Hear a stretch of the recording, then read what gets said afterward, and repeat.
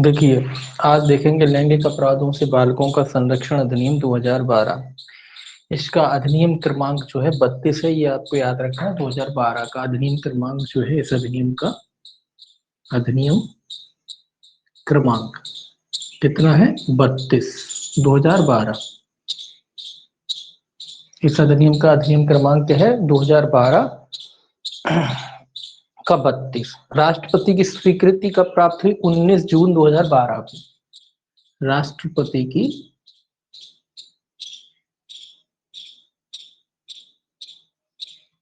स्वीकृति 19 जून, छठवां महीना 2012। तो 19 जून 2012 को राष्ट्रपति की स्वीकृति प्राप्त हुई और प्रवर्तन की तिथि है 14 नवंबर 2012। प्रवर्तन तिथि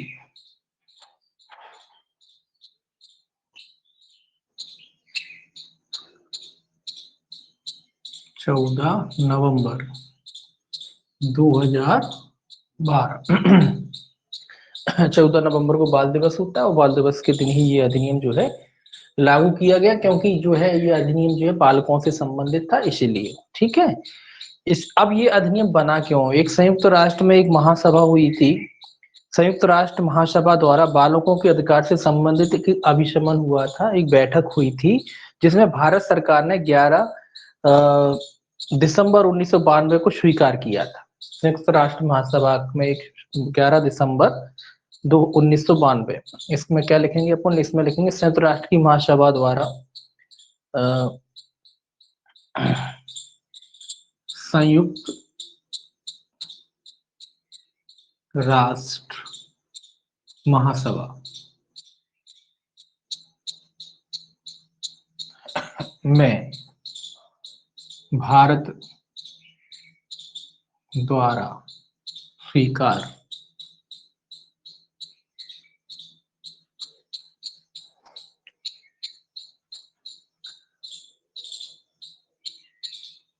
अभिशमन, बस भारत सरकार द्वारा स्वीकार की गई थी इसको 11 दिसंबर 1992 को।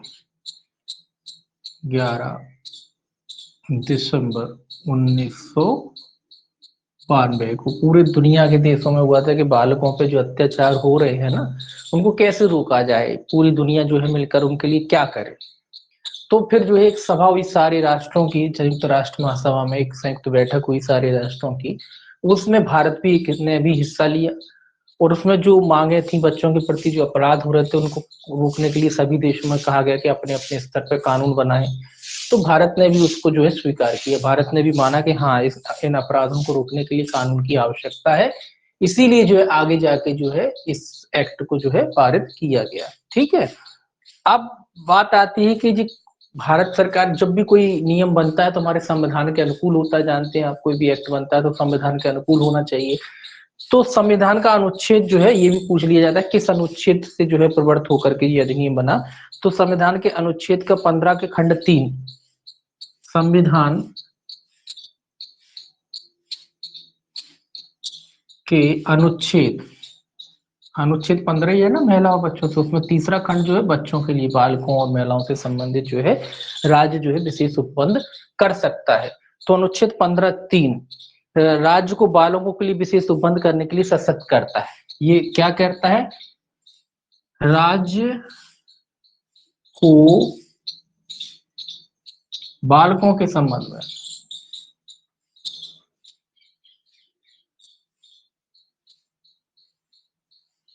विशेष उपबंध करने का प्रोविजन।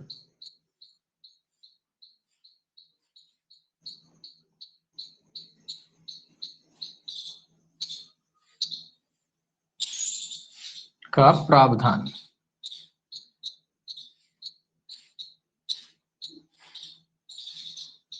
ये कुछ तिथियां हैं जो पूछी जा सकती हैं आपसे, ठीक है। तो याद रखना है, राष्ट्रपति की स्वीकृति जो है 19 जून 2012 को, प्रवर्तन की तिथि है 14 नवंबर 2012, जो कि भूल ही नहीं जाएगी, याद हो जाएगी, बाल दिवस पर ही ये लागू हुआ है, बस 2012 याद रखना है। संयुक्त राष्ट्र महासभा द्वारा जो है, भारत सरकार द्वारा जो है इसको स्वीकार कब किया गया संयुक्त राष्ट्र की बैठक में? तो 11 दिसंबर 1992 को इसे भारत सरकार के द्वारा स्वीकार किया गया। और किस अनुच्छेद से जो है ये इसकी उत्पत्ति हुई है इस एक्ट की? तो 15(3) याद रखना, बस इतना, 15(3) अनुच्छेद 15(3) के द्वारा जो है इस अधिनियम की जो है उत्पत्ति हुई है। विस्तार की बात करें, आप जानते हैं विस्तार कहाँ है इसका? विस्तार संपूर्ण भारत में है। इस अधिनियम का विस्तार कहाँ है? संपूर्ण भारत में, ठीक है। तो संपूर्ण भारत में ये अधिनियम क्या होता है? लागू होता है, प्रवर्तन में रहता है, ये आपको याद रखना है। इसके बाद इसमें कुछ परिभाषा है जो आपको जैसी की तैसी जो है याद रखना है। सबसे पहले जो है परिभाषा दे रखी, सिंपल सी परिभाषा है, नाम ही नाम आपको याद रखना है। सबसे पहले 2A, 2A में जो है गुरुतर प्रवेशन लैंगिक हमले की परिभाषा दे रखी है। सेक्शन 2A काय की परिभाषा दे रखी है, शॉर्ट में लिखेंगे गुरुतर प्रवेशन, एक मिनट, गुरुतर प्रवेशन लैंगिक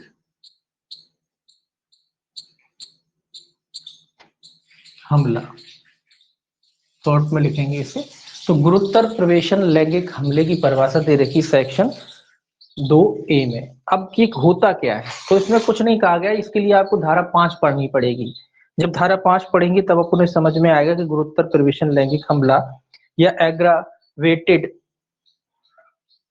पेनिटेटिव सेक्सुअल असल्ट, कुल मिला के इसमें याद रखने वाली बात है हमला, ये हमला है। तो कैसा हमला है? इसमें लिखा है गुरुतर प्रवेशन लैंगिक हमला। हमले भी इसमें अलग अलग बांटे हैं, तो मेन आपको याद रखना है हमला है ये। और ये हमला कैसा है? गुरुतर प्रवेशन लैंगिक हमला, ठीक है, ये याद रखना है। अब ये क्या होता है? ये कहता है जो धारा 5 में अर्थ बताया गया, गुरुतर प्रवेशन लैंगिक हमला क्या है सेक्शन 5 के अनुसार, सेक्शन 5 बस इतना लिख दिया। गुरुतर प्रवेशन लैंगिक हमला क्या है? जो धारा 5 में जिसका अर्थ बताया गया है कि गुरुतर प्रवेशन लैंगिक हमला होगा क्या, इसके लिए आपको धारा 5 पढ़नी पड़ेगी। हालांकि इसमें याद रखना है कि गुरुतर प्रवेशन लैंगिक हमले को परिभाषित किया गया, पूछा जाता है तो 2A में किया गया, बस A याद रखना है, 2 में परिभाषा है। अब गुरुतर प्रवेशन लैंगिक हमले के बाद गुरुतर लैंगिक हमले की बात होती है। देखिए इसको याद कर लोगे तो सेक्शन याद हो जाएगा, क्योंकि पूछा जाता है गुरुतर प्रवेशन लैंगिक हमला है कहाँ, धारा 5, धारा 5 में इसको बताया गया विस्तार से कि क्या होगा गुरुतर प्रवेशन लैंगिक हमला। अब गुरुतर प्रवेशन की जगह अब आता है 2B, सेक्शन 2B। 2B में क्या है? 2B में जो है प्रवेशन हट जाएगा, क्या हट जाएगा याद रखना, ये हट जाएगा प्रवेशन। तो गुरुतर लैंगिक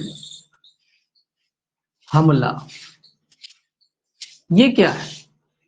देखिए पहले था गुरुतर प्रवेशन, ये समझने के लिए है, याद करने के लिए है, क्योंकि इसमें कंफ्यूजन होती है, एक से सब लगते ना, कहीं गुरुतर प्रवेशन आ गया, कहीं गुरुतर लैंगिक आ गया, है ना, इस तरीके से।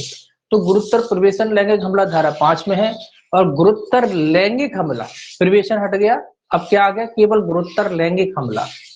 तो गुरुत्तर लैंगिक हमला क्या है, जो अर्थ धारा 9 में बताया गया है। गुरुत्तर लैंगिक हमले को कहाँ बताया गया है, धारा 9 में। ये याद रखना है आपको, आगे जाके भी याद रखना है, क्रम याद रखना है, क्रम पूछे जाते हैं, ठीक है। तो धारा 2A में गुरुत्तर परिवेशन लैंगिक हमला है, और 2B में जो है गुरुत्तर लैंगिक हमले को परिभाषित किया गया है। गुरुत्तर लैंगिक हमला वो है जो धारा 5 में परिभाषित है, और गुरुत्तर लैंगिक हमला वो है जो धारा 9 में परिभाषित है। अब 2C में जो परिभाषा वो खास इंपॉर्टेंट नहीं है, यहाँ लिख लेते हैं 2C। ये तो केवल ले रखा है, सशस्त्र बल या सुरक्षा बल,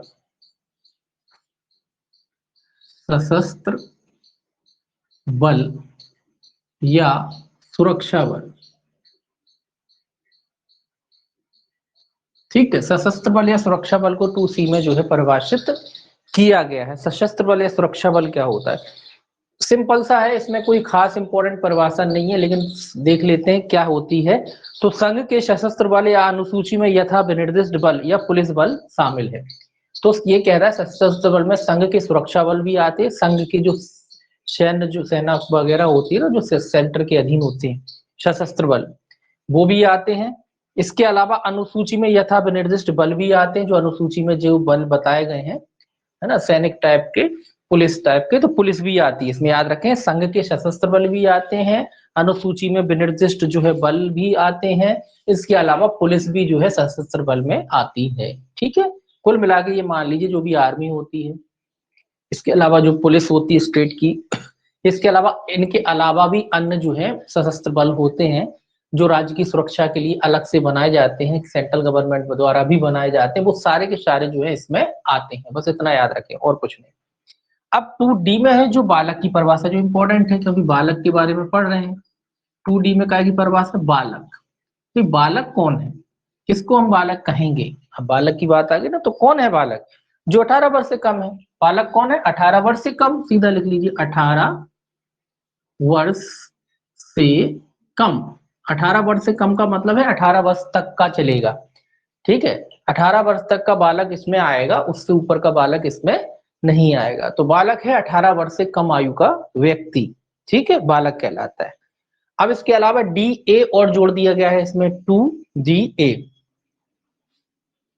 यहां लिख देते हैं 2DA। 2DA में क्या परिभाषित किया गया भाई, 2DA में जो है बालक संबंधी अश्लील साहित्य, सीधा लिख देते हैं बालक संबंधी, सीधा लिख देते हैं अश्लील साहित्य। कौन सा साहित्य, चूंकि बालक के बारे में पढ़ रहे हैं तो बालक का बा बना देते हैं, बस बालक संबंधी अश्लील साहित्य। देखिए बालक संबंधी अश्लील साहित्य, तो अश्लील साहित्य है ये।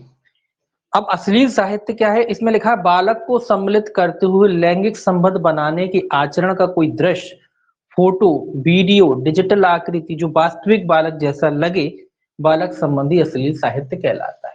तो भाई बालक संबंधी अश्लील साहित्य क्या है, तो ये कह रहा है बालक को सम्मिलित करते हुए अगर कोई अश्लील साहित्य इस तरीके से बनाया जाता है जिसमें बालकों को शामिल किया जाता है, क्या किया जाता है, बालकों को शामिल किया जाता है, चाहे वो असली के रूप में किया जाए या डिजिटल फॉर्मेट में किया जाए। आजकल डिजिटल बन जाता है ना, AI आ गया है, डिजिटल रूप में बना लिया, और डिजिटल भी इस तरीके से बन जाता है, आर्टिफिशियल भी कह सकते हैं, जैसे इस तरीके से बन जाता है कि जो असली जैसा लगता है देखने में कि ये असली बालक, वास्तविकता में वो असली नहीं है। आप हॉलीवुड की मूवी देखिए, जो एनिमेटेड जो मूवी होती है, उनके एनिमेटेड कैरेक्टर इतने रियलिटिक लगते हैं कि वो असली लगते हैं, वास्तविकता में वो असली नहीं होते। तो इसी प्रकार से अगर बालक को शामिल करते हुए कोई अश्लील साहित्य बनाया जाता है, और अश्लील साहित्य तो आप जानते हो जिसमें लैंगिक संबंध बनाने का आज कोई दृश्य होता है, बालक के साथ कोई लैंगिक संबंध बनाने का कोई दृश्य है, कोई फोटो हो सकता है, कोई वीडियो हो सकता है, मतलब किसी भी प्रकार की चीजें, डिजिटल आकृति हो सकती है।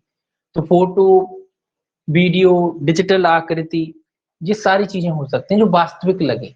तो ये सारा इस प्रकार का जब साहित्य लिखा जाता है बालक से संबंधित रखते हुए, तो उसको अश्लील साहित्य कहते हैं, बालक संबंधी, ठीक है।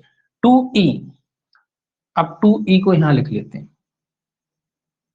2E। 2E में क्या है, 2E में लिखा घरेलू संबंध। कैसे संबंध, घरेलू। अब आप कहोगे जी घरेलू संबंध को यहाँ परिभाषित करने की क्या जरूरत पड़ी, देखिए बालकों का शोषण कई बार घरेलू वातावरण में भी हो जाता है ना, घर के अंदर के लोग ही बालकों का शोषण कर देते हैं, तो इसीलिए उसको परिभाषित करना जरूरी हो गया। अब घरेलू संबंध का अर्थ क्या है, जो डोमेस्टिक वायलेंस एक्ट में बताया गया है, ठीक है। जो अर्थ घरेलू हिंसा, सीधा लिख देता हूं, घरेलू हिंसा अधिनियम, घरेलू हिंसा अधिनियम, बस शॉर्ट में लिख दिया, ठीक है, याद रखने के लिए। तो घरेलू हिंसा अधिनियम में जो अर्थ बताया गया वही अर्थ यहाँ लगाया जाएगा, कोई अलग से इसको परिभाषित नहीं किया गया। घरेलू संबंध का अर्थ सीधा सीधा होता है जो बालक अपने किसी नातेदार, रिश्तेदार, माता पिता किसी के भी संग में रहता है तो वो घरेलू संबंध कहलाते हैं, ठीक है। अब देखिए जो इंपॉर्टेंट परिभाषा है आपकी, प्रवेशन लैंगिक हमला 2F। अभी अपन ने क्या पढ़ा, अभी दो पढ़ दिए थे ऊपर, एक तो 2A और B, ये इंपॉर्टेंट है। गुरुत्तर प्रवेशन लैंगिक हमला धारा 5 में है, गुरुत्तर लैंगिक हमला धारा 9 में है। अब क्या है, प्रवेशन लैंगिक हमला, ध्यान रखिए, प्रवेशन लैंगिक हमला। देखिए अब एक से लग रहा है ना जी, ऊपर था गुरुत्तर प्रवेशन लैंगिक हमला, नीचे था गुरुत्तर लैंगिक हमला, ठीक है। अब क्या है, प्रवेशन लैंगिक हमला, इसीलिए इसको याद करना जरूरी है क्योंकि कंफ्यूजन हो जाती है।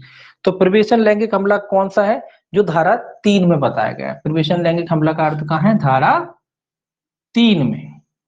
तो प्रवेशन लैंगिक हमले को धारा 3 में, 359 याद रखना है, कैसे है 359।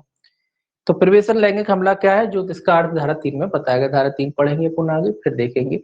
तो प्रवेशन लैंगिक हमला धारा 3 में, इसमें याद करने का काम ज्यादा है, ठीक है, समझने का काम उतना है नहीं, नॉर्मल सी बात है, सब जानते हैं। अब प्रवेशन लैंगिक हमला कहाँ, धारा 3 में, तो इसको याद करना थोड़ा, देखिए याद करने में थोड़ा शुरू में दिक्कत होगी क्योंकि एक से कहीं गुरुत्तर प्रवेशन लैंगिक हमला, कहीं लोग गुरुत्तर लैंगिक हमला, कहीं प्रवेशन लैंगिक हमला, तो ये चीजें कंफ्यूज करती हैं, इसलिए इसको बार बार याद करना है ताकि एक क्रम बन जाए और आपको सारी चीजें जो है स्पष्ट हो जाए। पहले गुरुत्तर प्रवेशन लैंगिक हमला का लगा था, फिर गुरुत्तर लैंगिक हमला हो गया, अब इसमें प्रवेशन लैंगिक हमला हो गया, ठीक है, प्रवेशन लैंगिक हमला, ठीक है। गुरुत्तर हट गया, इसमें से गुरुत्तर भी हट गया, और आपका जो है ये क्या कहते हैं, गुरुत्तर लैंगिक हमला की वजह से जो हो गया प्रवेशन लैंगिक हमला। कुल मिला के याद करना है इसको, ठीक है, थोड़ा कंफ्यूजन हो जाती है। अब 2G में विहित की परिभाषा, विहित तो आप जानते हो, 2G, 2G में विहित, विहित मतलब जो नियम बताए गए हैं वो है। तो विहित की परिभाषा कोई खास नहीं होती, विहित मतलब जो नियम एक्ट में बताए गए वो विहित कहलाते हैं। अब 2H में धार्मिक संस्था का अर्थ बताया गया है। 2H में क्या है, धार्मिक संस्था, ठीक है। 2H में जो है धार्मिक संस्था, धार्मिक संस्था क्या है, धार्मिक संस्था दुरुपयोग निवारण अधिनियम 1988, मतलब धार्मिक संस्था का क्या अर्थ है, एक एक्ट था धार्मिक संस्था दुरुपयोग निवारण अधिनियम, धार्मिक संस्था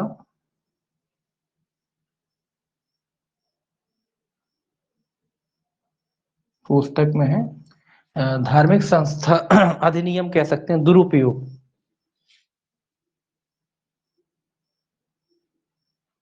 निवारण अधिनियम 1988। देखिए अब आप कहोगे यहाँ धार्मिक संस्था की बात क्यों आ गई, आप देखते ही रहते हो कई बार किसी मंदिर में, किसी संस्थान में, किसी पुजारी के द्वारा बालकों का शोषण किया जाता है, नॉर्मल बात है, देखते हो आप। तो उसको रोकने के लिए ये परिभाषा इसमें डाली गई कि धार्मिक संस्था दुरुपयोग निवारण अधिनियम का भी अर्थ वही लगाया जाएगा जो धारा, जो आपके जो है धार्मिक, सॉरी, धार्मिक संस्था का भी वही अर्थ लगाया जाएगा जो धार्मिक संस्था निवारण अधिनियम, धार्मिक संस्था अधिनियम कह लीजिए 1988 में जो अर्थ है वही लगाया जाएगा। ये दुरुपयोग निवारण, मत ऊपर पोस्टक में लिखा है दुरुपयोग निवारण, मतलब धार्मिक संस्था में जो गलत काम किए जाते हैं उन पर रोक लगाता है ये बालकों के संबंध में, तो उस पर रोक लगाता है ये एक्ट, इसीलिए जो है इसको शामिल किया गया। अब है लैंगिक हमला 2I, इसको नीचे लिखना पड़ेगा, एक मिनट।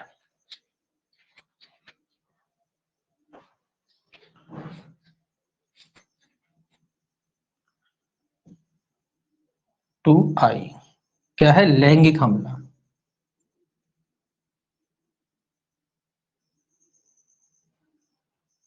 लैंगिक हमला क्या है, अब लैंगिक हमले की बात आ गई, तो लैंगिक हमला क्या है? जो धारा 7 में परिभाषित है, सेक्शन 7 सीधा लिख दिया। तो लैंगिक हमला कौन सा है? जो धारा 7 में परिभाषित किया गया है, ऐसे हमले को क्या कहते हैं?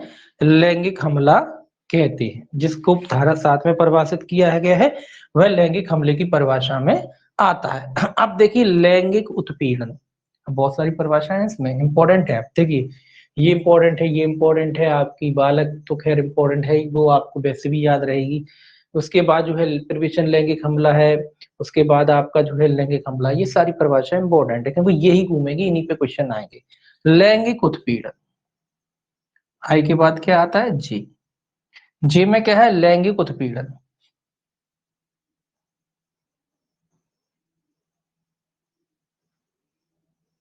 भाई लैंगिक उत्पीड़न क्या होता है? शोषण करना, उत्पीड़न, मैंने कहा पीछे का शब्द याद रखें। ये हमला है लैंगिक किस्म का, ये है उत्पीड़न लैंगिक किस्म का। तो उत्पीड़न क्या है? जो धारा 11 में परिभाषित है, सेक्शन 11।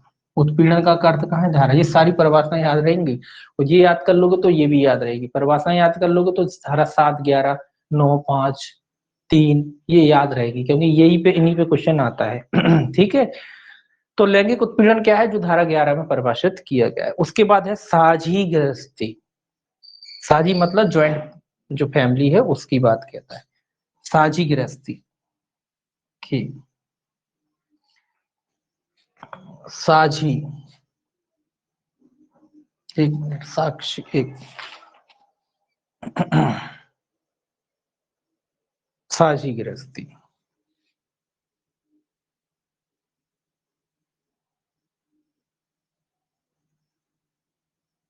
अब साझी गृहस्थी क्या होता है? साझी गृहस्थी मतलब ज्वाइंट फैमिली की बात हो रही है, कि ज्वाइंट फैमिली क्या होती है, साझी गृहस्थी क्या होती है। ठीक है। तो जहां अपराध से आरोपित व्यक्ति बालक के साथ घरेलू नातेदारी में रह चुका है या रहता है। जहां अपराध से आरोपित व्यक्ति, सीधा लिख देते हैं आरोपित, आरोपित व्यक्ति, आरोपित व्यक्ति बालक के साथ रहता है, के साथ रहता है या रह चुका है, दोनों चीजें आएंगी। मतलब आरोपित व्यक्ति कौन? जिसके खिलाफ चार्ज फ्रेमिंग किए गए हैं, जिसके खिलाफ आरोप लगाया गया है कि भाई आपने जो है बालक के साथ, और वो भी घरेलू नातेदारी में, तो ऐसा व्यक्ति जो है साझी, ऐसी जो फैमिली है वो साझी गृहस्थी कहलाती है। जहां आरोपित व्यक्ति बालक के साथ ही रहता है, उसके फैमिली में ही, उसी के फैमिली का मेंबर ही है, तो जरूरी नहीं मेंबर हो, उसके साथ रहता है, कोई नौकर भी हो सकता है। ठीक है। तो ऐसा व्यक्ति जो है साझी, ऐसी जो फैमिली वो साझी गृहस्थी कहलाती है। अब विशेष न्यायालय 2L में यहां देख लेते हैं इसको, 2L विशेष न्यायालय।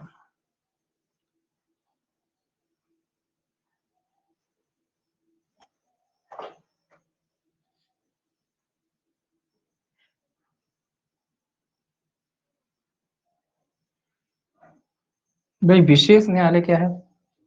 तो चूंकि स्पेशल एक्ट है तो इसकी जो है विचारण जो विशेष न्यायालय द्वारा की जाती है, सभी जानते हैं। तो विशेष न्यायालय धारा 28 के अधीन उस रूप में अभिहित न्यायालय, तो विशेष न्यायालय की सीधा लिखेंगे सेक्शन 28। विशेष न्यायालय की स्थापना धारा 28 में होती है, और 28 में न्यायालय की स्थापना होकर इस अधिनियम का वो क्या करता है? विचारण करता है। अब विशेष न्यायालय है तो स्वाभाविक सी बात है, LM विशेष लोक अभियोजक भी होगा। ठीक है। तो विशेष लोक अभियोजक शॉर्ट में। ठीक है। तो विशेष न्यायालय है तो भाई विशेष लोक अभियोजक भी होगा। ठीक है। कौन करता है मामलों का विचार, इसमें जो है संज्ञान तो विशेष न्यायालय रहता है, पैरवी कौन करता है? विशेष लोक अभियोजक करता है। इसका अर्थ कहाँ बताया गया? धारा 32 के अधीन, सेक्शन 32 में जो है विशेष, 28 में विशेष न्यायालय और 32 में विशेष लोक अभियोजक है। ठीक है। कोई अभियोजक है, विशेष लोक अभियोजक। ठीक है। विशेष लोक अभियोजक है। अब कुछ शब्द ऐसे हैं इसमें टू जो हैं परिभाषित नहीं किए गए। कई हर एक्ट में होता है कि कुछ शब्द ऐसे आ जाते हैं जिनको परिभाषित नहीं किया जाता।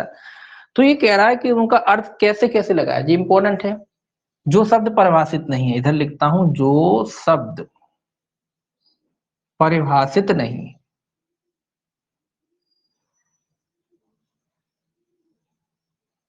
ये भी इंपॉर्टेंट है। और एक्टों के जैसा नहीं है, इसमें थोड़ा चेंज है। तो कैसे अर्थ लगाया जाएगा भाई? तो इसका अर्थ लगाया जाएगा भाई, आईपीसी के अनुसार अर्थ नहीं लगा सकते? बिल्कुल लगा सकते हैं, आईपीसी के अनुसार भी अर्थ लगा सकते हैं। कैसे अर्थ लगा सकते हैं? आईपीसी के अनुसार अर्थ लगा सकते हैं। दूसरा कि केवल आईपीसी के अनुसार अर्थ लगाए जाएंगे, अगर मान लो आईपीसी में भी नहीं है फिर क्या करेंगे? तो भाई सीआरपीसी तो है, सीआरपीसी के अनुसार अर्थ लगा लेंगे। अब आप करो सीआरपीसी में भी नहीं है तो फिर क्या करेंगे भाई? सीआरपीसी में नहीं है तो भाई आपका किशोर न्यायालय होगा, किशोर किशोर अधिनियम है ना, सीधा किशोर न्याय अधिनियम, किशोर न्याय अधिनियम, तो किशोर न्याय अधिनियम के अनुसार लगा लेंगे। अब चूंकि टेक्निक, अब मान लीजिए अपने पढ़ा था ना उसमें भाई डिजिटल फॉर्मेट वाली चीजें हो गई हैं, तो भाई वो चीजें तो परिभाषित है ही नहीं, तो कैसे लगाएंगे? सूचना प्रौद्योगिकी आईटी एक्ट, सीधा आईटी लिख देते हैं।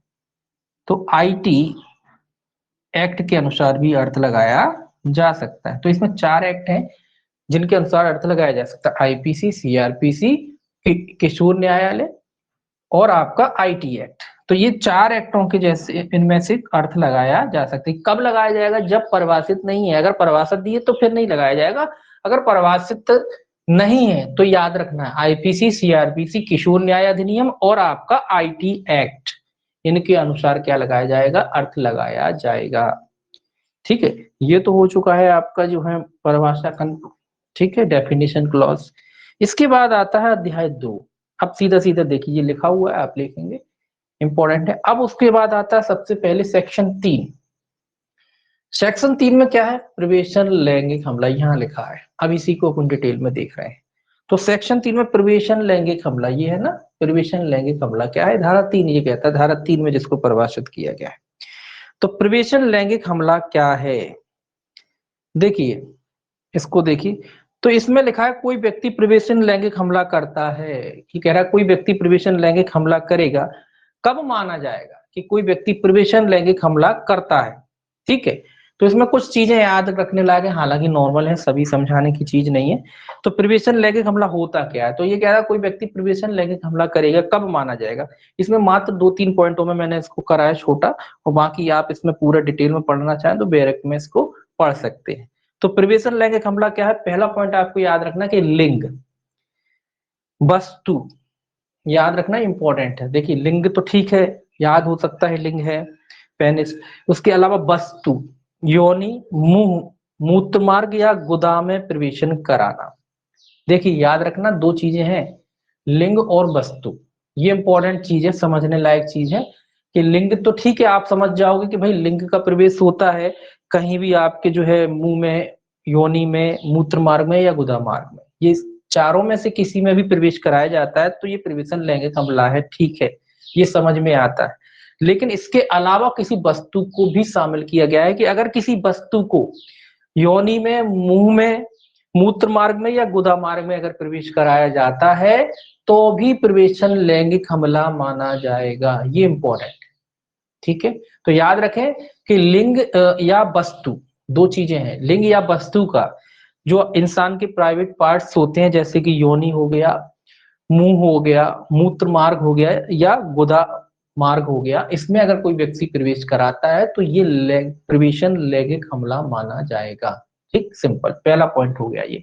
और डिटेल में पढ़ना चाहें तो फिर इसमें अलग अलग करके उनको लिखा हुआ है, ठीक है, एक्ट में। दूसरा, लिंग, योनि, गुदा या मूत्र मार्ग पर मुंह लगाना। देखिए, पहली एक चीज आपको इंपॉर्टेंट क्या मिली? एक तो मिली वस्तु, लिंग तो होता ही है, कोई दिक्कत नहीं है, वो एक तो हो गया वस्तु। ये प्राइवेट पार्ट्स में, प्राइवेट पार्ट्स तो आप जानते ही हो, जो अभी अपन ने बात की वो सब प्राइवेट पार्ट्स है। तो उसमें प्रवेश कराना जो है, लिंग का प्रवेश कराना तो ऑलरेडी है ही प्रवेशन लैंगिक हमला। अब वस्तु आ गई एक चीज, ठीक है, ये समझने लायक ये चीज है कि वस्तु का प्रवेश कराएंगे तो भी होगा, ना केवल लिंग का, वस्तु का प्रवेशन भी जो है प्रवेशन लैंगिक हमला ही माना जाएगा।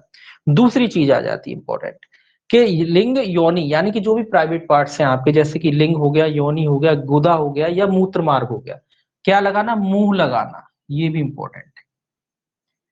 मतलब आपके प्राइवेट पार्ट्स पे या किसी के भी प्राइवेट पार्ट्स पे, जो बालक है उसके प्राइवेट पार्ट्स पे अगर कोई व्यक्ति मुंह लगाता है तो भी वो प्रवेशन लैंगिक हमला माना जाएगा। प्राइवेट पार्ट्स में आप जानते हो लिंग, योनि, गुदा या मूत्र मार्ग, ये सभी आते हैं तो इस पर मुंह लगाता है, या किसी वस्तु का या लिंग का प्रवेश कराता है, तो ये प्रवेशन लैंगिक हमला है। या तीसरा है अभिचालन।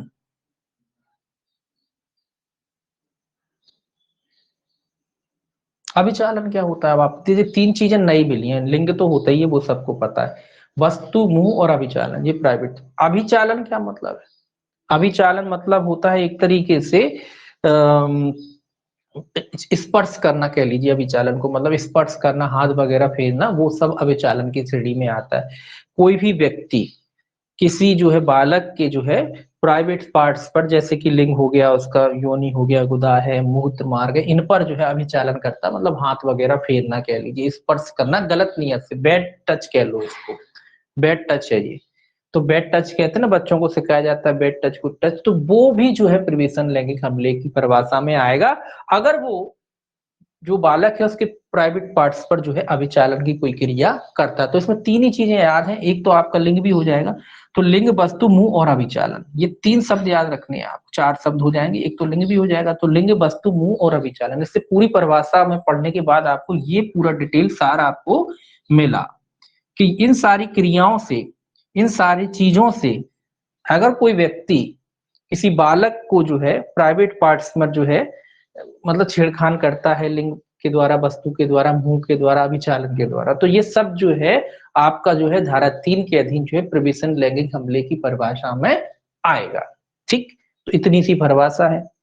अब एक परिभाषा पढ़ ली तो बाकी सारी परिभाषाएं जो है इंपॉर्टेंट हो जाती, सरल हो जाती। अब बात आती है कि प्रवेशन जो आपने धारा 3 पढ़ा, प्रवेशन लैंगिक हमला, उसके लिए दंड कहाँ है? देखिए इस एक्ट में एक अच्छी बात है कि जैसे कि जो सेक्शन बताया गया है प्रवेशन लैंगिक हमला धारा 3, तो इसका दंड कहाँ बताया गया? धारा 4 में, अगली धारा में इसका दंड बताया गया है। तो धारा 3 में जो है प्रवेशन लैंगिक हमला जो अपन ये पढ़ रहे हैं, इसका दंड कहाँ है? दंड धारा 4 में। तो क्या है दंड इसका, कितनी सजा मिलेगी? तो 10 वर्ष से लेकर आजीवन कारावास और जुर्माना। इसके लिए प्रवेशन लैंगिक हमले के लिए न्यूनतम 10 वर्ष की सजा है। कितनी सजा है? 10 वर्ष की। तो न्यूनतम सजा ही 10 वर्ष है, जो आजीवन कारावास तक की हो सकती है, ये आपको याद रखना है। तो सजा कितनी है? 10 वर्ष से लेकर आजीवन कारावास तक की हो सकेगी। प्रिवेशन, इसमें दो प्रकार की सजा है। देखिए एक नॉर्मल सजा है, पहली जो सजा है जो नॉर्मल की बात कह रहे हैं, इसमें बालक की जो है एज की जो 18 है वो उससे कम है, बस वो है। इसमें जो है नॉर्मल सजा है 10 वर्ष से लेकर आजीवन कारावास तक, और साथ में जुर्माना भी है। ठीक है, इसके अलावा एक दूसरे प्रकार की भी सजा है इसमें। अगर मान लीजिए बालक की आयु 16 वर्ष से कम का है, जो आपने ये क्रियाएं की हैं प्रिवेशन लैंगिक हमले की, और उस बालक की एज मान लो 16 वर्ष से कम है, मतलब 16 वर्ष से भी छोटा है, तो ऐसे में जो है सजा की जो है मात्रा आपकी यहाँ जो 10 वर्ष न्यूनतम जो सजा थी, जो आजीवन कारावास तक की जा रही थी, प्लस जुर्माना भी था उसमें, वो कहां तक बढ़ जाएगी? तो उसमें न्यूनतम सजा जो है 20 वर्ष हो जाएगी। कितनी हो जाएगी? 20 वर्ष। 20 वर्ष से लेकर आजीवन कारावास, और आजीवन कारावास का अर्थ यहाँ संपूर्ण जीवन लगाया जाएगा। यहाँ ये भी स्पष्ट कर दिया गया है कि अगर बालक की आयु 16 वर्ष से कम है, धारा 4 में है ये दंड, अगर बालक की आयु 16 वर्ष से कम है तो जो सजा न्यूनतम थी 10 वर्ष, जो सजा न्यूनतम थी वो बढ़कर हो जाएगी 20 वर्ष, यानी न्यूनतम सजा ही 20 वर्ष हो जाएगी, और जो आजीवन कारावास तक जाएगी। और यहाँ आजीवन कारावास का अर्थ स्पष्ट रूप से लिखा है कि संपूर्ण जीवन, यानी मरकर ही छूटोगे, कोई सजा माफी नहीं मिलेगी। ठीक है, तो 10 वर्ष से 20 वर्ष से लेकर जो है आजीवन कारावास, और जो है आजीवन कारावास का जो है अर्थ जो है क्या लगाया जाएगा? संपूर्ण जीवन, और प्लस जुर्माना तो है ही। अब एक चीज और है इसमें कि जो जुर्माना मिलेगा, जो जुर्माना इन लोगों पे लगाया जाएगा, जो अपराधी हैं, आरोपी हैं, उनका अपराध सिद्ध हो जाता है तो उन पर सजा के साथ जुर्माना भी लगेगा। तो जो जुर्माना लगेगा, जो जुर्माने की रकम मिलेगी, उसका इस्तेमाल जो है, एक तो जो बालक है जिसको पीड़ित कहेंगे हम, तो पीड़ित के उपचार में जो है खर्च किया जाएगा, और उसके पुनर्वास में।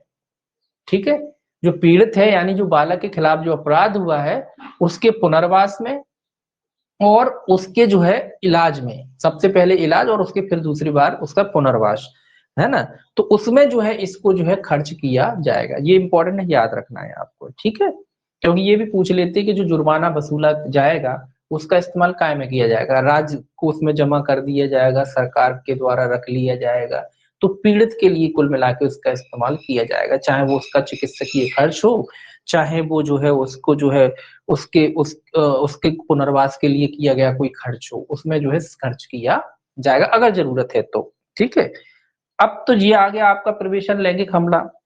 अब पढ़ा था अपन ने गुरुतर प्रवेशन लैंगिक हमला, ये अब इसको देखेंगे। ये कहाँ धारा 5 में है, दंड कहाँ होगा, धारा 6 में होगा। ये कहाँ था, धारा 3 में, दंड कहाँ था, धारा 4 में। ये कहाँ है, धारा 5 में लिखा है, परिभाषा में लिखा है, इसीलिए अलग से नहीं लिख रहे। तो गुरुतर प्रवेशन लैंगिक हमला, तो गुरुतर प्रवेशन लैंगिक हमला कहाँ है, धारा 5 में दिया है। अब आप कहोगे देखिए धारा 3 पढ़ ली तो ये भी समझ में आ जाएगा, ये सब उसी से बनते चले जाएंगे, अपराधी उनके गंभीरतम रूप होते चले जाएंगे। तो एक बात ध्यान में रखिएगा, अभी अपन ने क्या पढ़ा था, प्रवेशन लैंगिक हमला, प्रवेशन लैंगिक हमला। तो याद रखें कि गुरुतर प्रवेशन लैंगिक हमला क्या है। एक बात याद रखना है, इसमें पढ़ना चाहें डिटेल में आप पढ़ सकते हो, डिटेल में तो फिर उनमें अलग अलग करके उन्होंने डिफाइन करके, चूंकि एक्ट होता है तो हर चीज डिफाइन करके ही लिखना पड़ती है। ठीक है, चाहे वो आपको पढ़ने में अच्छी लगे या ना लगे। ठीक है, क्योंकि एक्ट है, हर चीज को क्लियर करना जरूरी होता है। ठीक है, अब बात आती है कि गुरुतर प्रवेशन लैंगिक हमला कहाँ है। तो धारा 5 में है, स्पष्ट परिभाषा 2A में ही था, और ये 2A कह रहा था कि धारा 5 में है। तो धारा 5 में गुरुतर प्रवेशन लैंगिक हमला का को जो है परिभाषित किया गया। अब ये होता क्या है, तो गुरुतर प्रवेशन जो है लैंगिक हमला जो है, आप ये मान के चलिए कि प्रवेशन लैंगिक हमला, इसका प्रवेशन लैंगिक हमला का क्या है, बड़ा हुआ रूप है। मैं शॉर्ट में बता रहा हूं आपको, बड़ा हुआ रूप या कह लीजिए गंभीर रूप, इसी का गंभीर रूप है, धारा 3 का ही गंभीर रूप है ये। गुरुतर प्रवेशन लैंगिक हमला है क्या, अगर कोई पूछे तो आप शॉर्ट में कह सकते हो कि धारा 3 का बड़ा हुआ रूप या धारा 3 का गंभीर रूप जो है गुरुतर प्रवेशन लैंगिक हमला। अब बात आएगी कि जी बढ़ कैसे गया रूप, परिभाषा में यही सब आएगा जी, सारी चीजें आएंगी कि इस तरीके से लिंग के द्वारा, वस्तु के द्वारा, मुंह के द्वारा विचारण, ये सब में लागू होगी ये चीज। ठीक है, इसी तरीके से होगा जो भी अपराध होगा, तो इसी तरीके से होगा, तो ये उसका बड़ा हुआ रूप हो गया। ठीक है, तो ये इसीलिए स्पष्ट कर दिया था पूरी चीजें कि ये सारी चीजें सब में चलेंगी। तो लिंग, वस्तु, मुंह, अभिचालन के द्वारा जो है प्राइवेट पार्ट्स को टच वगैरह करता है, प्रवेशन वगैरह करता है, तो वो भी जो है आपका लैंगिक किस्म के अपराधों में आता है। अब इसी का ये बड़ा हुआ रूप हो जाता है। अब ये रूप बढ़ कैसे जाता है, बात तो ये है ना कि ये रूप तो हमने तो कह दिया कि रूप बढ़ा हुआ है, लेकिन इसका रूप आकार बढ़ कैसे गया, गंभीर हो कैसे गया। भाई गंभीर कब हो जाती कोई चीज, जो रक्षक है वो भक्षक बन जाए तो गंभीर हो जाती है ना स्थिति। रक्षक भक्षक का मतलब क्या है, रक्षक भक्षक का मतलब ये है कि जिसको रक्षा करने का, आपकी रक्षा करने का दायित्व दिया गया था, वही आपका शोषण कर रहा है, तो ये गंभीरता नहीं हो गई। अपराध तो वही है, अपराध तो वही है जो नॉर्मल व्यक्ति करता, नॉर्मल आरोपी करता, वही आप कर रहे हो, लेकिन वो बड़ा हुआ रूप माना जा रहा है। क्यों, क्योंकि आपको उसकी कस्टडी दी थी कि भाई इसको संभाल के रखना है, इसकी जिम्मेदारी आपको है, और आप ही उसका शोषण कर रहे हो, तो अपराध कैसा हो जाएगा, गंभीर हो जाएगा। तो याद रखें कि धारा 3 का ही बड़ा हुआ रूप है, लेकिन कब बढ़ जाता है, जब पुलिस अधिकारी होते हुए इस प्रकार का अपराध करता है। सीधा सीधा बता रहा हूँ, याद रखने नॉर्मली भी याद रहेगा। मान लो कोई पुलिस वाला है और पुलिस वाला होते हुए इस प्रकार का अपराध करता है, कैसा, धारा 3 में जो परिभाषित अपराध है, इस प्रकार का अपराध करता है। अब आपको पुलिस वाले कैसे करते, मान लो बालक है, उनकी कस्टडी में आता है, वो पुलिस वाले ही बालक का शोषण कर देते। देखा होगा, कई बार सुना होगा, अपने केस में भी पढ़े होंगे कि पुलिस, नॉर्मली बालकों की बात हो रही है यहाँ, लेकिन पुलिस वालों के यहाँ कई लड़कियां आती हैं, कुछ होते हैं बलात्कार के मामले कई आ जाते हैं कि पुलिस वालों ने किया, थाने में ही हो गया। तो ऐसे अपराध हैं जी, अब ये बालकों के खिलाफ हो रहे हैं, तो होता आता है, इसीलिए लिखा है। तो पुलिस वालों के द्वारा धारा 3 में परिभाषित जो अपराध है वो किया जाता है, तो ये बड़ा हुआ, तो ये गुरुतर आपका प्रवेशन लैंगिक हमले की श्रेणी में आ जाता है। अब पुलिस वाले हैं, ठीक है, पुलिस वाले हो गए, स्पेशली पुलिस वालों की बात की। उसके अलावा कोई सशस्त्र बल के सदस्य हैं, सेना वाले हैं, उनके द्वारा किया जाता है। सशस्त्र बल मतलब जो भी जिन पे हथियार होते हैं ना सिक्योरिटी के लिए, चाहे वो सेना हो या पुलिस हो या अन्य कोई सशस्त्र बल हो सकते हैं, आरपीएफ वगैरह, ये सब सशस्त्र बल होते हैं, इनके द्वारा किया जाता है, तो भी ये बड़ा हुआ रूप माना जाएगा। सब देखिए, याद रखना, जो रक्षक है वो भक्षक बन जाए। तो पुलिस वाले हो सकते हैं, सशस्त्र बल के सदस्य हो सकते हैं। इसके अलावा भाई ये पुलिस वाले और सशस्त्र बल के सदस्य तो हो ही गए, तो भी बड़ा रूप हो जाएगा। और कौन, कोई लोक सेवक हो सकता है, लोक सेवक में कोई भी लोक सेवक, कोई लोक सेवक है, पब्लिक सर्वेंट जिसे हम बोलते हैं, उसके द्वारा किया जाता तो भी भाई धारा 5 के अधीन ही जो है गुरुतर प्रवेशन लैंगिक हमला माना जाएगा। ठीक, और कौन हो सकता है? लोक सेवक हो गए, बहुत सारे लोग हैं, हर चीज को इन्हें डिफाइन किया, इसीलिए अलग अलग बताया है, क्योंकि एक भी छूट जाता तो सब कहते भाई हम तो इसमें आते ही नहीं, इसीलिए सब चीजों को परिभाषित करना जरूरी था, सबके नाम बताना जरूरी थी। तो उन्होंने कहा भाई पुलिस वाले भी आ जाएंगे, सशस्त्र बल के सदस्य भी आ जाएंगे, बोले लोक सेवक भी आ जाएंगे।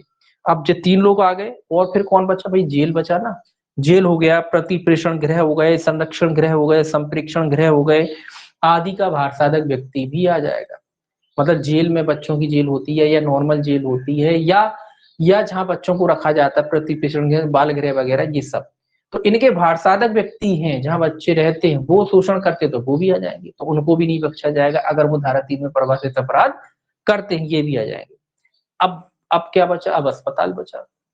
तो भाई अस्पताल में जब कोई बालक जाता है, कोई अस्पताल का कर्मचारी, डॉक्टर वॉक्टर सब आ जाएंगे, तो अस्पताल का कोई कर्मचारी है, डॉक्टर वगैरह है, उनके द्वारा किया जाता है इस प्रकार का धारा 3 में परिभाषित अपराध, तो भी धारा 5 के अधीन उसको गुरुतर प्रवेशन लैंगिक हमला माना जाएगा। ठीक है, और कौन हो सकता है भाई? पुलिस वाले आ गए, डॉक्टर आ गए, अस्पताल आ गया, है ना, लोक सेवक भी आ गए। अब कौन बचा है भाई? अब शैक्षणिक संस्था बची, टीचर वगैरह आ गए, जहां बच्चा पढ़ता है वो टीचर ही उसका शोषण करता है ना। कोई धार्मिक संस्था हो सकती, मंदिर वगैरह जाता है, कोई पुजारी उसका शोषण करता है। ठीक है, तो पुजारी हो सकता है, उसका कोई सदस्य हो सकता है ना, तो ये सभी हो सकते हैं, कुल मिलाकर संस्था से जुड़ा हुआ कोई भी व्यक्ति हो सकता है। तो शैक्षणिक कोई संस्था हो सकती, स्कूल कॉलेज, कोई भी स्कूल कॉलेज या अन्य कोई संस्था, शैक्षणिक संस्था जरूरी नहीं कि स्कूल कॉलेज हो, कोई प्राइवेट ट्यूशन भी हो सकता है। ठीक है, तो वो भी हो सकता है। इसके अलावा धार्मिक संस्थाएं भी हो सकती हैं, ठीक, ये भी हो सकती, तो ये भी आ गए। तो ये तो होगा संस्था वाले लोग या व्यक्ति वाले लोग। इसके अलावा भी हो सकता है धारा 5 में परिभाषित अपराध, इसके अलावा भी हो सकता है। इसके अलावा कैसे हो सकता है? इसके अलावा कैसे मानी जाएगी? ये तो व्यक्ति वाली बातें हो गई, पर्सन वाली बातें हो गई, कर्मचारियों वाली बातें हो गई, है ना, व्यक्ति विशेष के द्वारा जो अपराध किए जाते हैं जिन पे जिम्मेदारी है। एक माँ बाप है, वो बच्चे को छोड़ के आते हैं कि हमारा बच्चा ट्यूशन पढ़ेगा, वो टीचर ही उसका शोषण कर रहा है, तो वो भी तो रक्षक है, उसको पढ़ाना भी जिम्मेदारी है, साथ में जब तक बच्चा उसके पास रहता है उसकी जिम्मेदारी है कि बच्चे की केयर करके भी रखे, ये दोनों चीजें है ना उसकी। अब वही भक्षण करता है, बच्चे मंदिर में छोड़ के आते कि संस्कार सीखे, वहां पुजारी इस तरीके का काम करता है, तो उस समय वो भी तो रक्षक है, वो भक्षक बन गया।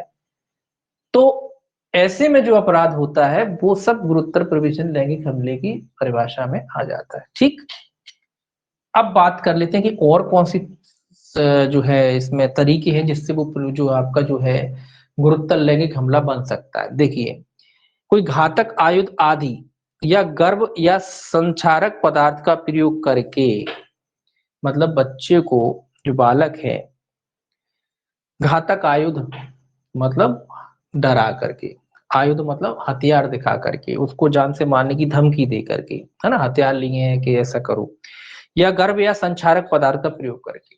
संचारक पदार्थ मतलब शराब वगैरह, या कोई गर्भ निरोधक वगैरह, गोली वगैरह, ये सारी चीजें खवा के, या कोई ऐसी चीज खवा के। ठीक है, तो इस प्रकार से जब कोई उसका बालक का शोषण किया जाता है, जो अपन कह रहे हैं ना, प्रवेशन लैंगिक हमला किया जाता है, तो वो भी जो है गुरुतर प्रवेशन लैंगिक हमले की श्रेणी में आएगा। यानी सीधा सीधा याद रखें कि बच्चे को, बालक को डरा धमका करके, हथियारों के दम पर, किसी शराब दारू वगैरह पिला करके उसका अगर शोषण किया जाता है, शोषण मतलब प्रवेशन लैंगिक हमले से है, तो प्रवेशन लैंगिक हमला किया जाता है, तो उसको भी गुरुतर प्रवेशन लैंगिक हमला माना जाएगा। ये किसी के द्वारा भी किया जा सकता है। इस जिसके कारण बालक मानसिक रोगी हो जाता है। एक चीज और कि कौन सी श्रेणी, इसके अलावा ये कहता है कि जिसके कारण बालक मानसिक रोगी हो जाता है, या बालिका गर्भवती हो जाती है, या विषाणु जनित कोई रोग या संक्रमण आदि से ग्रसित हो जाती, तो उसको भी प्रवेशन लैंगिक हमले की गंभीर श्रेणी माना जाएगा। कब माना जाएगा? मान लो कोई बालक है, वो मानस, कई बार होता है कि भाई उसके संग जो शोषण हुआ, उसके संग जो अत्याचार हुआ, उससे भाई उसकी मानसिक स्थिति विक्षिप्त हो गई, डर गया, भाई डरा सहमा रहने लगा, वो सबसे डरने लगा। तो हो जाता है ना कई बार, भाई उसके मानसिकता पे इतना बड़ा आघात लगा कि वो डरता है। तो ऐसी स्थिति में जो है, अगर अपराध करता है कोई व्यक्ति कि बालक उस स्थिति में पहुंच जाता है, तो अगर प्रवेशन लैंगिक हमला करता तो भी वो गुरुतर प्रवेशन लैंगिक हमले की श्रेणी में आएगा। या मानो कोई बालिका है, छोटी बच्ची है, उसको गर्भवती कर देता है, वो प्रेग्नेंट हो जाती, प्रवेशन लैंगिक हमला करता और वो बालिका जो है गर्भवती हो जाती, तो कोई प्रवेशन लैंगिक हमला गुरुतर प्रवेशन लैंगिक हमले की श्रेणी में आ जाएगा।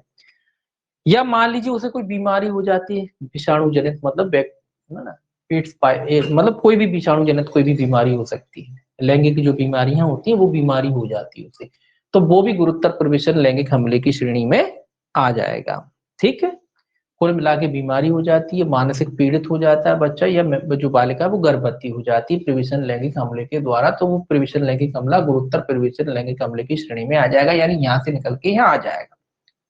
ये ऐसे ही है जैसे कि आपराधिक मानव बस से अपराध हत्या में चला जाता है। ठीक है, तो उसी प्रकार से चला जाता है, उसी प्रकार से जो है इसमें जो है सॉरी घोरोपति से घोरोपति सॉरी कह रहे हैं घोरपति का अपराध था कोई, या घोरपति का अपराध जो है आपराधिक मानव वध में बदल जाता है। आपने पढ़ाते आईपीएस में जो घोरपति की थी वो मर जाता है तो अपराध आपराधिक मानव वध में बदल जाता है, तो उसी प्रकार से ये उसका जो है बड़ा हुआ रूप हो जाता है।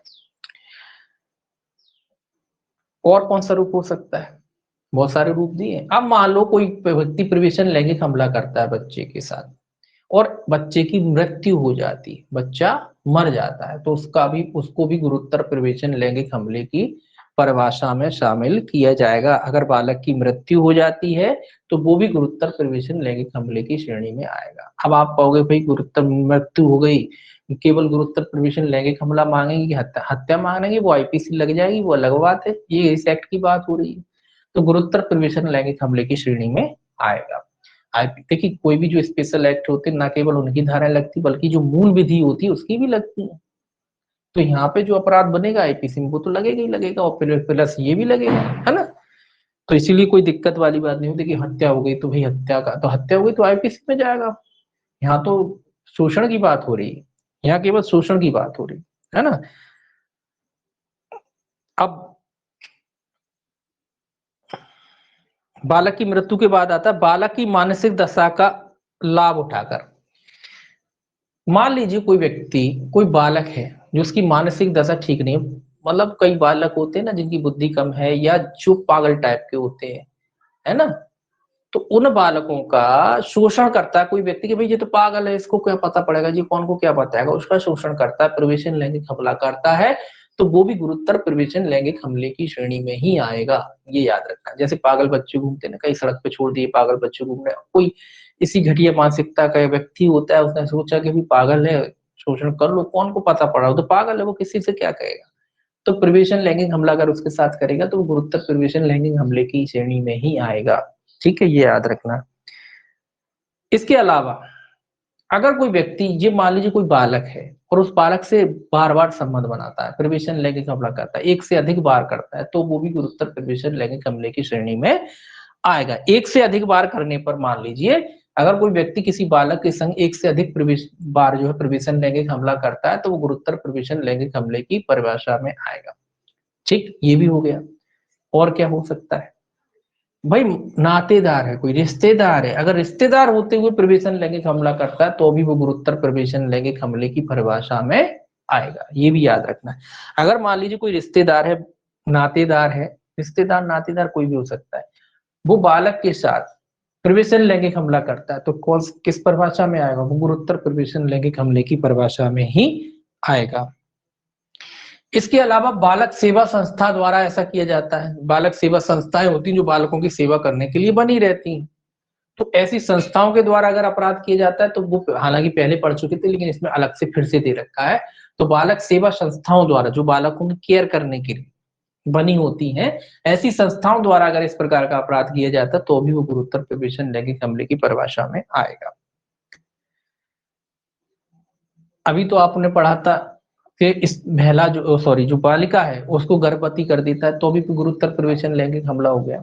अब ये कह रहा है कि अगर कोई बालिका है वो गर्भवती है, ऑलरेडी पहले से गर्भवती है और उसके साथ कोई गलत इस तरीके का जो है प्रवेशन लैंगिक हमला करता है तो भी वो गुरुतर प्रवेशन लैंगिक हमले की परिभाषा में आएगा। ठीक है, गर्भवती बालिका के साथ। तो बालिका, आप कहोगे भाई गर्भवती बालिका इतनी उम्र में को हो सकता है, गांव में मान लो किसी बालिका थी, जल्दी शादी होगी, नाबालिग थी, तब भी वो हो जाती है, तो एक स्थिति हो सकती है कि बालिका गर्भवती हो, भले ही वो 18 साल से कम की है लेकिन वो गर्भवती है ना। अब मान लो उसके संग कोई जो है प्रवेशन लैंगिक हमला करता है तो भी वो गुरुतर प्रवेशन लैंगिक हमले की परिभाषा में आएगा। तो गर्भवती बालिका के साथ करना या बालिका को गर्भवती बनाना, दोनों की दोनों गुरुतर प्रवेशन लैंगिक हमले की परिभाषा में आएंगे। या मान लीजिए कोई व्यक्ति प्रवेशन लैंगिक हमला करने के बाद उस बालक की हत्या करने का प्रयास करता है, मतलब मार नहीं पाता, प्रयास करता है, तो ऐसा गुरुतर प्रवेशन लैंगिक हमला भी जो है प्रवेशन लैंगिक हमला भी जो है गुरुतर प्रवेशन लैंगिक हमले की परिभाषा में बदल जाएगा, उसको भी गुरुतर प्रवेशन लैंगिक हमला माना जाएगा।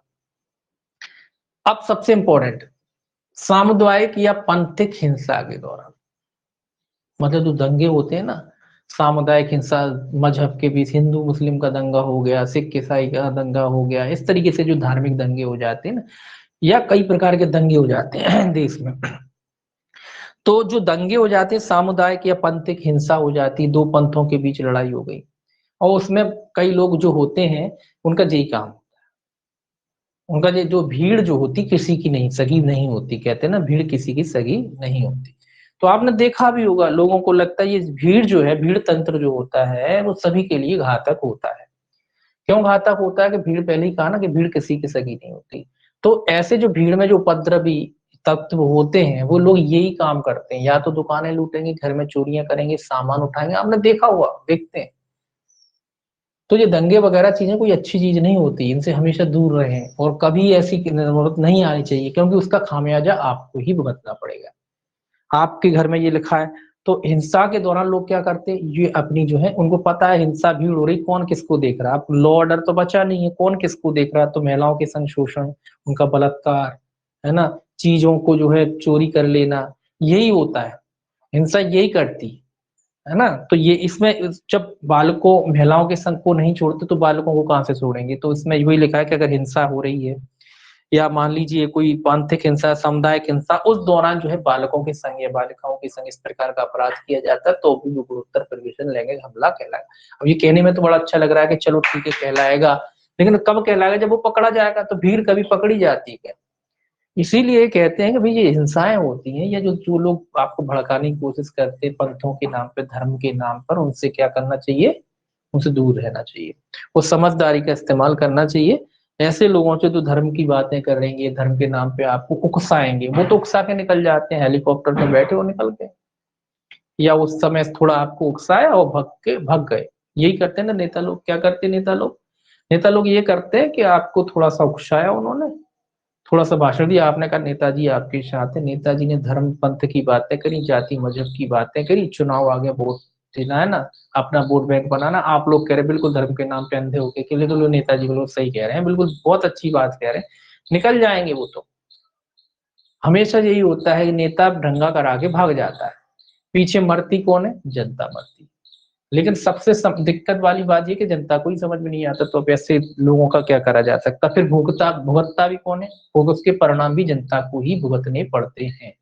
ठीक है, ये आप जानते हो, इसलिए कहते हैं कि हिंसा से जो है दूर रहे, हिंसा से दूर रहे, धर्म की राजनीति करने वाले, मजहब के नाम को आपको लड़ाने वाले, हिंदू मुस्लिम करने वाले, ऐसे लोगों से दूर रहे, क्योंकि उसका खामियाजा वो लोग नहीं भुगतेंगे, आप खुद भुगतोगे। ठीक, चलिए आगे बढ़ते हैं। अब है पूर्व में दंडित किए जाने के बाद दोबारा ऐसा कार्य करता है। अगर मान लीजिए कोई व्यक्ति प्रवेशन लैंगिक हम वो आपका जो है गुरुतर प्रवेशन लैंगिक हमला या प्रवेशन लैंगिक हमले के लिए पहले दंडित किया जा चुका है, और फिर से वो ऐसा अपराध करता है, गुरुतर प्रवेशन लैंगिक हमले के लिए दंडित किया जा चुका था, फिर से करता है, तो वो फिर गुरुतर प्रवेशन लैंगिक हमले की परिभाषा में ही आएगा, उसके द्वारा किया गया कार्य। सार्वजनिक रूप से विवस्त्र या नग्न करता है। देखिए, ये कह रहा है कि सार्वजनिक रूप से अगर किसी बालक को कपड़े उतार करके जो है घुमाता है, तो ऐसा हमला भी गुरुतर प्रवेशन लैंगिक हमले की परिभाषा में आएगा। ठीक है, सार्वजनिक रूप से क्या करता है? बालकों को कपड़े उतार करके, वस्त्र उतार करके सार्वजनिक स्थान पर घुमाता है, रैली निकालते हैं, जैसे आपने देखा मणिपुर में हुआ।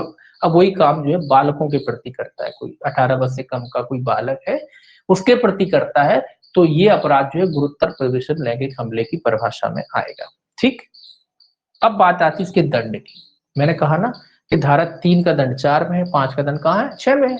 तो 5 का दंड 6 में, तो कितना दंड होना चाहिए भाई? इस तो इससे भी बड़ा रूप है, तो कितना होना चाहिए? न्यूनतम ही 20 वर्ष होगा इसमें, 20 वर्ष से लेकर आजीवन कारावास और जुर्माना। इसमें कितनी सजा है? 20 वर्ष से लेकर के आजीवन।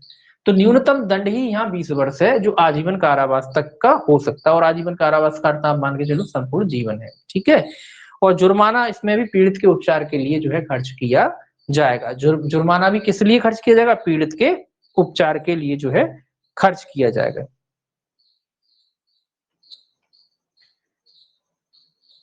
अब देखिए एक और देख लीजिए, लैंगिक हमला धारा 7 और देख लीजिए।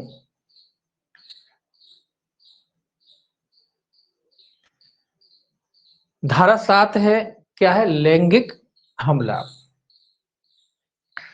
लैंगिक हमला ये पढ़ रहे हैं। तो लैंगिक हमला क्या है? अभी तो प्रिवेशन वगैरह वाली बात थी, अब प्रिवेशन हट गया, केवल लैंगिक हमला है। ये हमला है, इसमें प्रिवेश वगैरह नहीं, केवल हमला है। तो ये क्या है भाई? एक मिनट, ये वाली चीज क्या है भाई? यहाँ तो प्रिवेशन की बात नहीं हो रही, तो लैंगिक हमला कैसे हो रहा है? देखिए,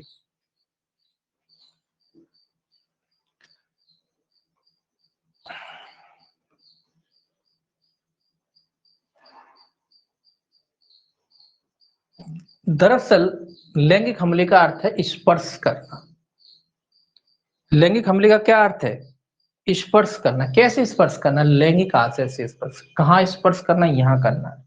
ये चीजें बताई ना, लिंग, वस्तु, मुंह, अभिचालन, स्तन वगैरह बच्चों के होते हैं उन पर।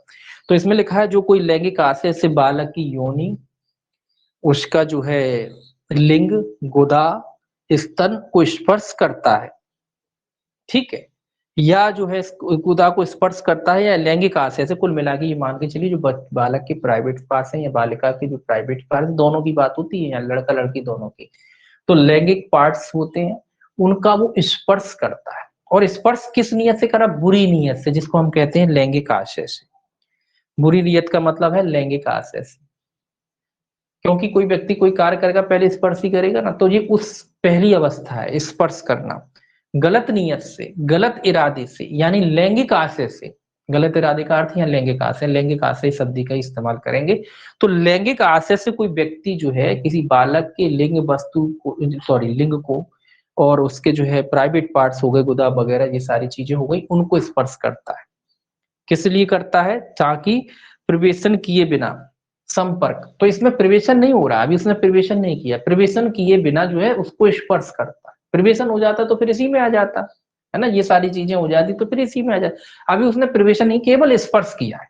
तो ये इतना याद रखें कि लैंगिक आशय से बालक के प्राइवेट पार्ट्स को स्पर्श करना क्या कहलाता है? लैंगिक हमले की श्रेणी में आता है। इसमें प्रवेशन नहीं होता, प्रवेशन होगा तो फिर वो उसमें अलग अपराध बन जाएगा, उसका बड़ा हुआ रूप हो जाएगा। तो इस प्रकार से अगर कोई व्यक्ति अपराध करता है तो वो जो है लैंगिक हमला कहलाता है। इसे क्या कहेंगे? हमला है ये। और लैंगिक क्यों कह रहे हैं? क्योंकि लैंगिक आशय से किया जा रहा है तो इसको लैंगिक हमला कह रहे हैं, ठीक है। ये हमला। अब हमला क्या होता है? आप आईपीसी में पढ़ते हो तो हमला होता क्या है? हमला क्या होता है? तो जो हमला होता है, जो अपराध करने से पहले की जो तैयारी होती है वो हमला होता है। तो ये तैयारी है, काय की तैयारी? यही अपराध करने की तैयारी, प्रवेशन, लैंगिक हमला, गुरुतर प्रवेशन, इसी की तो तैयारी कर रहा है वो। अभी हुआ नहीं है, लेकिन आगे जाके अगर हो जाएगा तो जी बन जाएंगे। तो एक तैयारी, प्रिपरेशन है। तो प्रिपरेशन करने के लिए क्या करेगा? स्पर्श करेगा, है ना। तो इसीलिए ये वही काम है। तो इसीलिए एक सिंपल सी बात है, हमला है, लैंगिक हमला है। तो अब बात आती है इसका दंड का। केवल इतना सा याद रखना है इस सेक्शन में कि लैंगिक आशय से स्पर्श करना, प्रवेश के बिना, प्रवेशन के बिना, तो ऐसा अपराध क्या कहलाता है? लैंगिक हमला कहलाता है। अब बात आती है लैंगिक हमले के लिए दंड। लैंगिक हमले के लिए दंड कहाँ दिया गया है? लैंगिक हमले के लिए दंड तो सौ सी बात है, धारा 8 में दिया गया। मैंने पहले ही बताया कि धारा 7 में है प्रवास है तो 8 में दंड है। तो धारा 8 में जो है इसके लिए दंड है। कितना दंड होगा? क्योंकि अपराध अभी छोटा है, हमले की अवस्था में, तो कितना हो सकता है? 3 वर्ष से लेकर 5 वर्ष तक का कारावास और जुर्माना। तो 3 से लेकर 5 वर्ष तक का कारावास और जुर्माने से जो है ऐसे व्यक्ति को जो है इसमें दंडित किया जा सकता है। 3 से लेकर 5 वर्ष तक के कारावास से जो है ऐसे व्यक्ति को क्या किया जा सकता है? दंडित किया जा सकता है। काय के लिए? लैंगिक हमले के लिए, जो धारा 8 में जो है आपको प्रवास। एक और देख लीजिए, इसी का आगे बढ़ा हुआ रूप है, धारा 9। धारा 9 में क्या है? गुरुतर लैंगिक हमला, इसकी बात कर रहे हैं, गुरुतर लैंगिक हमला। अभी अपन ने ये पढ़ा लैंगिक हमला। अब लैंगिक हमले का बड़ा हुआ रूप है गुरुतर लैंगिक हमला। जैसे इसका बड़ा हुआ रूप ये था, इसका बड़ा हुआ रूप ये है। तो गुरुतर लैंगिक हमले का जो है बड़ा हुआ रूप जो है क्या कहलाता है? लैंगिक हमला कहलाता है। ये धारा 5 के ही समान। मतलब अब आप कहोगे ये क्या बड़ा कैसे रूप हो गया? अभी अपन ने क्या कहा? लैंगिक हमले में अपन ने क्या कहा? अपन ने ये कहा कि प्रवेश के बिना लैंगिक स्पर्श करना क्या कहलाता है? लैंगिक हमला कहलाता है। तो अब प्रवेश किए बिना लैंगिक स्पर्श करने का बड़ा हुआ रूप कैसे हो सकता है? पहले बताया था ना मैंने, पुलिस वाले हो गए, यही लोग करते हैं जो रक्षक है भक्षक बन गए, जो अभी पूरी डिटेल बताई, वही सारे लोग इस प्रकार का हमला करते हैं। तो वो क्या कहलाएगा? गुरुत्तर लैंगिक हमला कहलाएगा। मतलब कोई पुलिस वाला हो गया, कोई आपका जो है सशस्त्र बल का सदस्य हो गया, चिकित्सालय का अधिकारी हो गया, लोक सेवक हो गया, इसके अलावा जो सारी चीजें बताई थी वो सारी चीजें उसमें आ जाती। इस प्रकार का अगर कोई कृत्य करता है, मतलब कोई व्यक्ति रक्षक की जगह भक्षक बन जाता है, वो बच्चे का जो है क्या करता है? लैंगिक रूप से जो है इसका स्पर्श करता है सारे प्रवेशन किए बिना, तो वो ही अपराध जो है गुरुत्तर लैंगिक हमले की श्रेणी में आ जाता है। या इस प्रकार का काम, एक चीज और है, शीघ्र लैंगिक परिपक्वता प्राप्त करने की दृष्टि से किया जाता है। कि आजकल आपने देखा होगा फिल्मों में कि बच्चे जल्दी बड़े कर दिए, तो ये क्यों कर रहा है? कि भाई इस तरीका बच्चे का इस्तेमाल किया जाए ताकि वो जल्दी मैच्योर हो जाए, इस तरीके का काम करके उसको मैच्योर करा जाए, जल्दी मैच्योर कराया जाए, जल्दी बढ़ाया जाए, उम्र से पहले उसको बढ़ा कर दो। एक बच्चा छोटा है, उसकी उम्र मुश्किल से 15 14 15 साल की, वो लगता 15 20 25 साल का है, तो ऐसे उसको बड़ा कर दो इस प्रकार की क्रियाएं करके। तो इस प्रकार का कृत्य करते हैं तो अभी वो गुरुत्तर लैंगिक हमले की श्रेणी में आता है। अब बात आती है इसका दंड, तो स्वाभाविक सी बात है दंड इसका 10 में हुआ, धारा 10 में जो है इसका दंड बताया है। दंड कितना है उसमें? 3 वर्ष था, 3 वर्ष से लेकर 5 वर्ष तक का उसमें कारावास था। किसमें? इसमें। तो इसमें कितना हो? इसमें स्वाभाविक सी बात है इससे तो ज्यादा ही होगा, तो कितना होगा? 5 वर्ष तक का, 5 वर्ष से लेकर 7 वर्ष तक का कारावास और जुर्माना। उसमें जो है 3 से 5 था, इसमें 5 से 7 है, तो 5 से 7 वर्ष तक का कारावास और जुर्माने से जो है इसमें जो है दंडित किया जाएगा। अब धारा 11 जो है लैंगिक उत्पीड़न वगैरह, ये जो है अपन जो है कल देखेंगे, ज्यादा नहीं है इसमें, कल देखेंगे कल कितना होता है, हो सकता है कल पूरा हो जाए। ठीक है, तो ये आपको याद करने हैं, डायरेक्ट एक बार पढ़िएगा, जरूर पढ़िएगा, है ना, बाकी का जो है कल देखेंगे। ठीक, चलिए।